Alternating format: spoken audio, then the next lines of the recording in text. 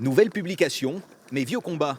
Le député écologiste au Parlement européen, Benoît Biteau, n'en est pas à sa première salve sur l'utilisation du glyphosate. On reconnaît au feuillage jauni qui est passé par un stade orange un peu fluo. Les chiffres publiés par l'association Génération Future ne le surprennent pas. Et si la Charente-Maritime arrive en tête des départements français au niveau des achats de cet herbicide en 2019, c'est selon lui pour au moins 3 raisons.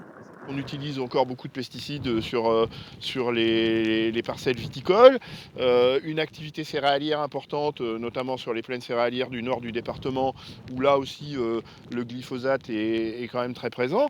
Et puis, quand on regarde à l'échelon de Nouvelle-Aquitaine, c'est le département qui traîne le plus les pieds sur la conversion à l'agriculture biologique. Changer de modèle agricole et se passer du glyphosate, plus facile à dire qu'à faire selon la Chambre d'agriculture de la Charente-Maritime. Il n'y a pas de solution facile, simple, qui pourrait remplacer le glyphosate, non. Donc on travaille sur de nouvelles solutions mécaniques pour se substituer au glyphosate et du coup ça prend du temps.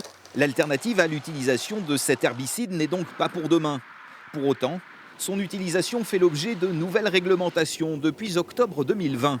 Maintien, réduction ou retrait pur et simple, la Chambre d'agriculture souligne que sa consommation diminue.